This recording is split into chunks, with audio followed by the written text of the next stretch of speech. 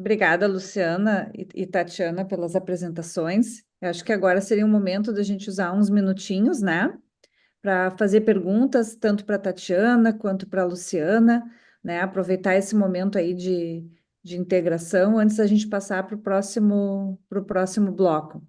Então, quem tiver perguntas e tiver conosco aqui no Zoom, acho que pode abrir o microfone e fazer pergunta. Quem preferir pelo chat, também eu vou estar cuidando aqui. E tem gente cuidando pelo chat do YouTube, né? Então, aberto a perguntas. Eu gostaria de fazer uma pergunta para a Tatiana, que eu fiquei pensando, que é um caso extremamente desafiador, né? Que ela que ela estava acompanhando, e onde ela ressaltou muito a importância da fase 2. E aí eu anotei até que tu colocasse que para essa paciente, Tatiana, tu usou 3 sessões de fase 2. E eu queria te perguntar se dentro da tua prática com esse tipo de pacientes, esse é um número médio, é um número adequado? Como é que tu vê, assim, dentro dessas características de pacientes, a quantidade de tempo, né, de sessão que tu precisa para fase 2? Tudo bom? Olha, eu vou te dizer que essa paciente, no meu ver, exigiu mais, mas assim, eu atendo muitos pacientes, que passam pelo trauma do abuso sexual, e isso acaba, então, dependendo muito, do tipo de abuso, né? Da idade que a pessoa tinha, se foi um episódio único, se foram múltiplos, o grau de violência, a estrutura prévia da pessoa. Então, por exemplo, pessoas que normalmente tiveram transtornos, né, causados por trauma do abuso numa idade mais tenra, normalmente precisam de mais estabilização, né? Por quê? Porque é numa idade em que os recursos que a pessoa tem ainda são muito pequenos, né? No caso dessa paciente, é porque se deu de uma forma muito violenta, né? E ela já era uma pessoa muito fragilizada em toda a questão familiar dela. Então, já era uma pessoa vulnerável. Mas às vezes, quando se tratam de traumas, eu acho, não sei se eu posso usar a palavra mais leve, mas enfim, quando não chega a existir penetração, né? Mesmo que isso traga um incômodo, um desconforto e que é grande ainda, em geral, né? E se a pessoa tem mais recursos próprios, mais tolerância àquelas emoções negativas, a gente consegue fazer menos sessões, assim. Não sei se eu cheguei a te responder porque não foi de uma forma muito direta, mas é que é uma coisa muito individual de um contexto de cada pessoa, cada paciente, né? Não, mas eu acho que dá bem essa ideia justamente do que tu também falou bastante sobre o tipo de vínculo, né, a relação, né? Então acho que isso Sim. faz parte, me parece, dessa avaliação que tu vai fazer pela necessidade de estabilização, né? Mas eu acho que explicou bem essa questão do tempo, né, em que ocorreu o trauma, das características individuais. Acho que tá ótimo. Obrigada, Tati. De nada. Olá, quero, em primeiro lugar, agradecer e parabenizar as apresentadoras, um trabalho muito bonito, essa partilha que vocês estão fazendo.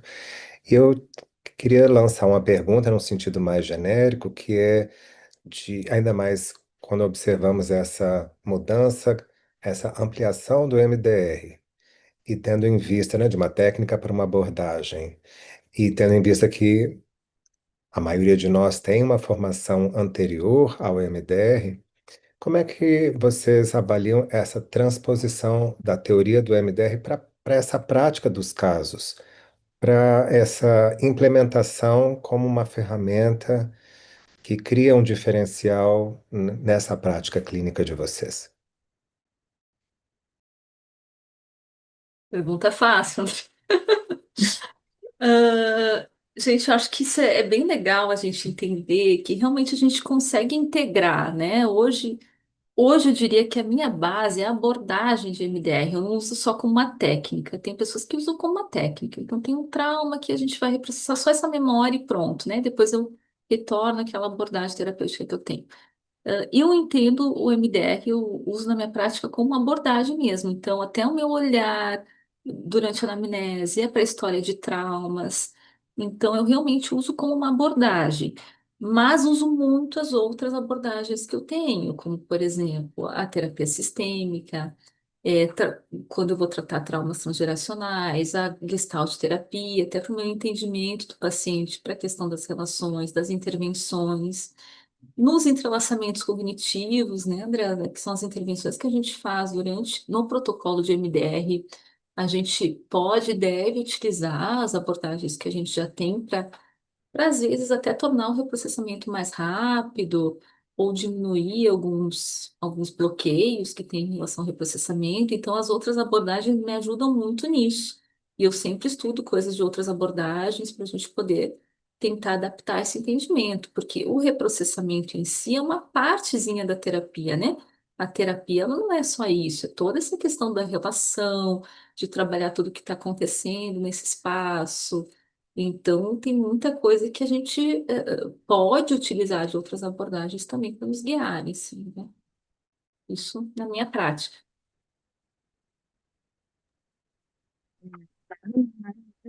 Meu caso, eu também, né? O MDR é hoje em dia o centro do meu atendimento, do meu consultório, assim. Então, eu também, em geral, independente da avaliação e do que quer que seja, né? Parto do pressuposto de que, né, a gente tem que fazer essa investigação do trauma, da situação do trauma.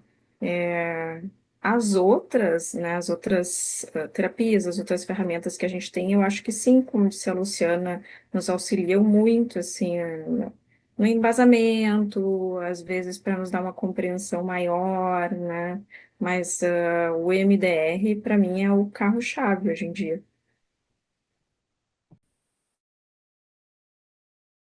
A própria Francine Shapiro escreveu um livro falando sobre o MDR numa abordagem integrativa com outros enfoques, e ela até, cada capítulo é dedicado a um desses enfoques, né? E acho que, em especial, quando nós consideramos não só o reprocessamento, mas as fases iniciais de história clínica, de preparação do paciente e até a própria fase 8 de integração do reprocessamento, que abre espaço para integrarmos com esses outros conhecimentos e que a ideia de um enfoque realmente que seja mais integrativo. Então, eu agradeço a essa resposta de vocês.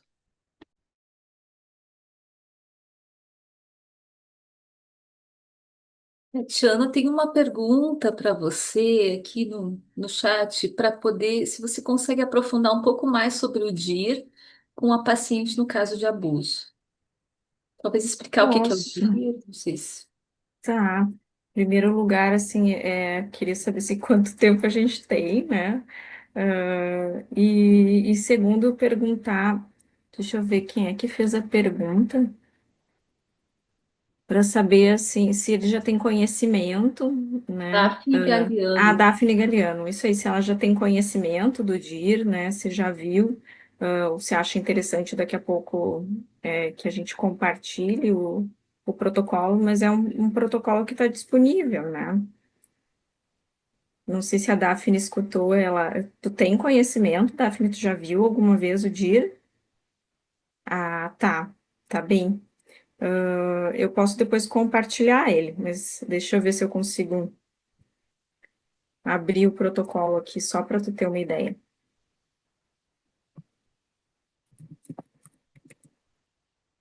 Enquanto a Tatiana abre, me pediram aqui para os palestrantes passarem o Instagram para o pessoal seguir o Instagram. Então, se vocês puderem passar aqui no chat.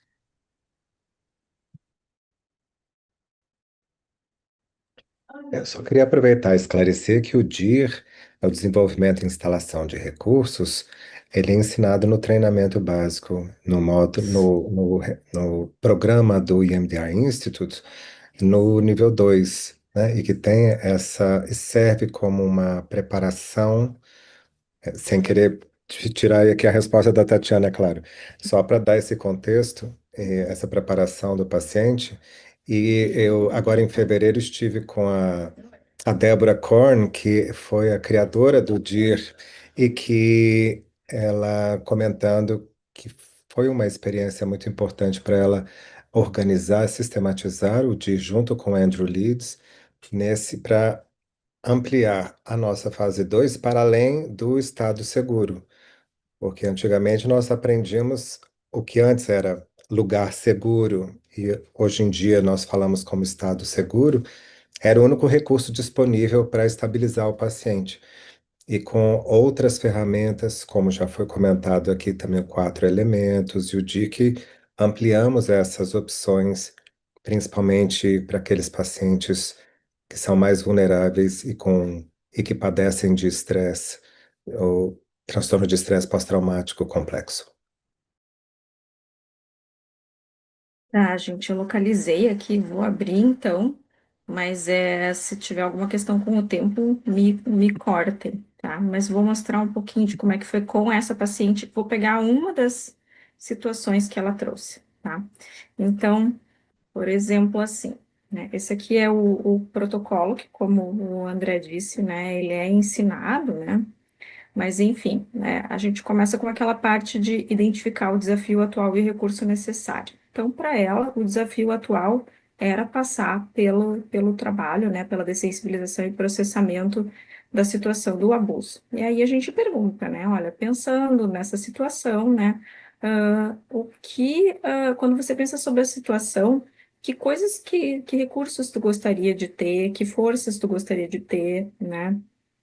Como tu gostaria de pensar a teu respeito nessa situação, né? Como tu gostaria de te sentir, né? E aí, existem aqueles 3 tipos de recurso, né? Recurso de maestria, os relacionais e os simbólicos, que na verdade quer dizer, né? Se são experiências da própria pessoa, quando a gente fala de maestria, se são relacionais modelos ou figuras de suporte, ou se são, né, metáforas ou recursos simbólicos. Então, ela, por exemplo, né, uma das coisas que ela falou, eu até abri aqui o prontuário dela, né, era a questão do cachorro, né? Ela gostaria de ver um cachorro bravo, que ela gostaria de ter junto, né? E perguntando para ela, né, como que ela via, que qualidades ela via naquele cachorro que ela gostaria de ter com ela. E ela dizia, ele é bravo, ele é assustador, ele assusta os outros, né? E aí pensando em como ela se sente tendo, né, de posse esse cachorro, ou se imaginando com esse cachorro, né, como ela se sente, né? E aí ela disse que ela se sentia mais segura, mais protegida. E aí a gente pensa, né, pergunta para a pessoa, quando tu pensa, né, nessa segurança que o cachorro te dá, tu tendo esse cachorro junto, o que que tu vê, o que que tu ouve, o que que tu sente, que sensações tu experimenta no corpo? E a ideia é expandir aquela sensação de uma forma que fique mais vívida para o paciente, né, que ele se sinta mais de posse daquela sensação, né? Então, pensando nisso, tu pergunta, bom, então, quando tu percebe, né, e aí repete essas características que a pessoa disse, né, o quão verdadeiro ou quão útil tu sente que aquilo é para ti, né, ter esse cachorro contigo, ter essa segurança que o cachorro te traz. E aí a pessoa vai te dar, né, uma validade da crença, né, um VOC de 1 a 7, né, é 4, é 5, né. E aí, a ideia é que a gente instale esse recurso, ou seja, né, pedir para a pessoa focar naquilo, nas emoções e nas sensações que ela se sente quando ela está de posse daquele recurso, no caso dela, o cachorro e aquela sensação de força, de proteção que ela sentia. E aí pede para ela, né, onde no teu corpo tu sente isso? Então volta pro corpo. E aí a gente passa aquilo como uma projeção para o futuro. Então, pensa na possibilidade de tu ter, né, esse recurso, a força do cachorro, a proteção do cachorro no futuro, quando tu tiver que enfrentar aquela situação, né? E aí, imagine você se sentindo confiante, segura, né? Tome consciência desse recurso, como você experimenta. Então, pede de novo para a pessoa pensar nessas características, na emoção, de como ela se sente, como ela sente isso no corpo. E aí a gente faz os estímulos bilaterais, né, para tentar reforçar aquilo na pessoa, de forma que aquilo se torne mais presente para ela. Não sei se eu expliquei o suficiente, assim, ele aqui depois fala do passo a passo de como seria se fosse relacional, como se fosse de maestria, tá? Mas a ideia é sempre tu usar algum símbolo, alguma fonte de força ou daquilo que a pessoa considere necessário ter para poder passar por aquela situação, né? Que nem eu falei um pouco na apresentação, eu gosto muito de falar com os meus pacientes, assim, as armas que tu gostaria de ter, né? Se tu for entrar nesse campo minado de novo. Tá ótimo, excelente, Tatiana, muito obrigada, foi super bem explicado, né? Tu até nos fez a gentileza de abrir um documento teu aí, né? Nem tinha preparado dentro de uma apresentação, que acho que algumas pessoas puderam ter alguma dificuldade até de enxergar o teu material, né? Mas é por conta do modelo mesmo que tu pôde nos trazer, né? E em função do tempo, gente, nós vamos encerrar agora esse bloco de perguntas, até passamos um pouquinho, para a gente poder ir para a segunda parte, então, tá? Das nossas apresentações. Eu vou chamar